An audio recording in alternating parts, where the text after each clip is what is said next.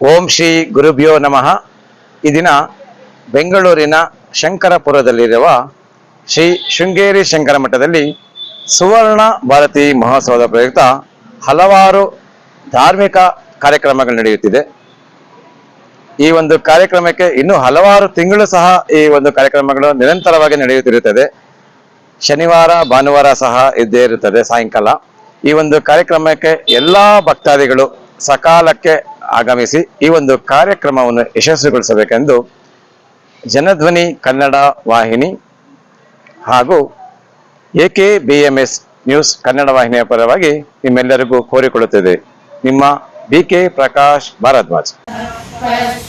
जीवति जर्जरदेः वार्तां कोऽपि न पृच्छति गेः यावत् पवनो निवसति देहे तावत् पृच्छति कुशलं गेः गतवति वायौ देहापाये भार्या बिभ्यति तस्मिन् काये बालस्तावत् क्रीडासक्तः तरुणस्तावत् तरुणीसक्तः.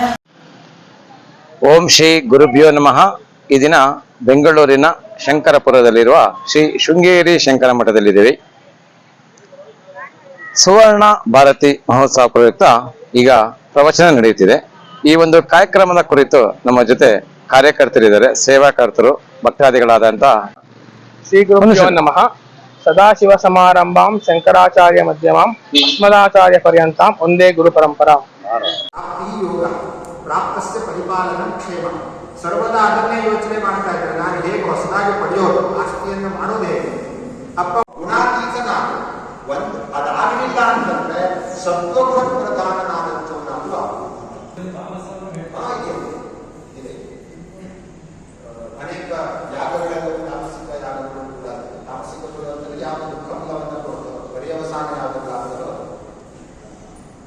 ದುಃಖರೇ ಫಲ ದುಃಖ ಕೊಡೋದು ಅಂಥ ಕೆಲವೊಂದಿಷ್ಟು ಯಾಗಗಳಿಲ್ಲ. ಅದು ಬಹಳ ಇಲ್ಲ, ಅದು ಒಂದೆರಡು ಇದಾವೆ.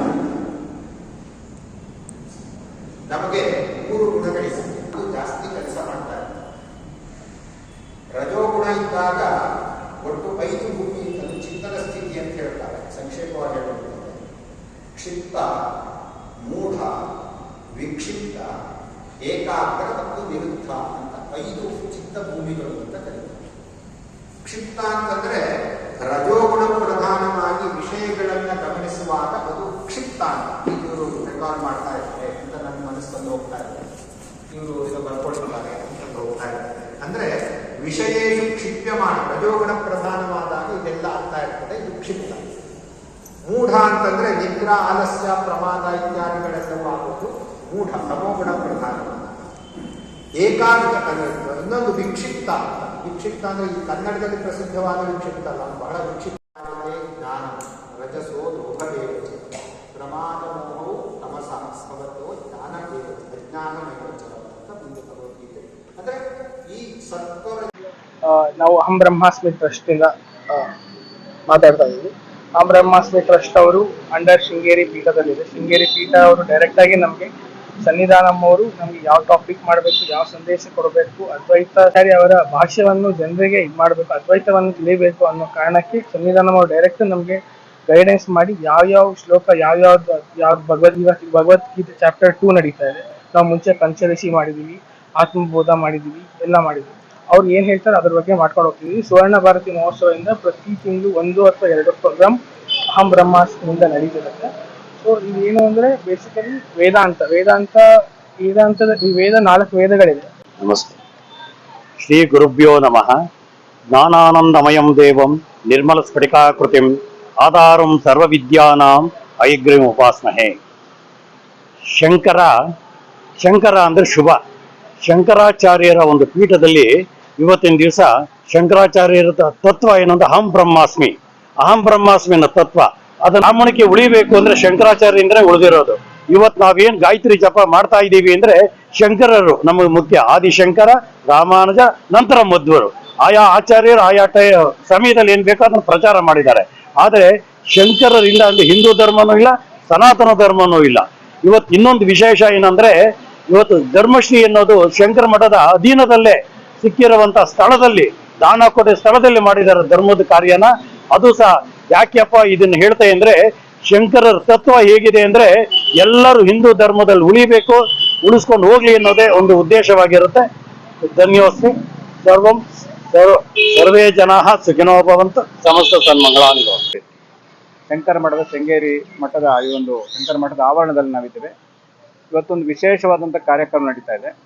ಅದೇನಪ್ಪ ಅಂತಂದರೆ, ಸುವರ್ಣ ಮಹೋತ್ಸವ, ನಮ್ಮ ಮಹಾಶ್ರೀಪಾದಂಗಳವರ 50ನೇ ವರ್ಷದ ಸನ್ಯಾಸ ಸ್ವೀಕಾರದ ಆ ಒಂದು ಸಂಭ್ರಮದ ಆಚರಣೆಗೋಸ್ಕರ ಅಹಂ ಬ್ರಹ್ಮಾಸ್ಮಿ ಟ್ರಸ್ಟ್ ಮತ್ತು ಶಂಕರ ಮಠದ ಸಹಯೋಗದೊಂದಿಗೆ ಇವತ್ತು ಭಗವದ್ಗೀತೆಯ 2ನೇ ಅಧ್ಯಾಯ ಸಾಂಖ್ಯ ಯೋಗದ ಒಂದು ಪೂರ್ವವಾದಂಥ ಎಲ್ಲ ವಿಚಾರಗಳನ್ನು 4 ಜನ ದೊಡ್ಡ ವಿದ್ವಾಂಸರು ನಮಗೆ ಆ ಒಂದು ಪರಿಚಯವನ್ನು ಮಾಡಿಕೊಡ್ತಾ ಇದ್ದಾರೆ. ಯಾಕೆಂದರೆ ಸಾಂಖ್ಯ ಯೋಗ ಅಂತಕ್ಕಂಥದ್ದು ಭಗವದ್ಗೀತೆಯ ಮೂಲ ಸಾರವನ್ನು ಹೇಳುತ್ತೆ. ಯಾಕೆಂದರೆ ಭಗವದ್ಗೀತೆ ಯಾಕೆ ಓದಬೇಕು ಅಂತಂದರೆ, ನಮ್ಮಂಥ ಸಾಮಾನ್ಯರು ವೇದಗಳನ್ನು ಓದಕ್ಕಾಗಲ್ಲ.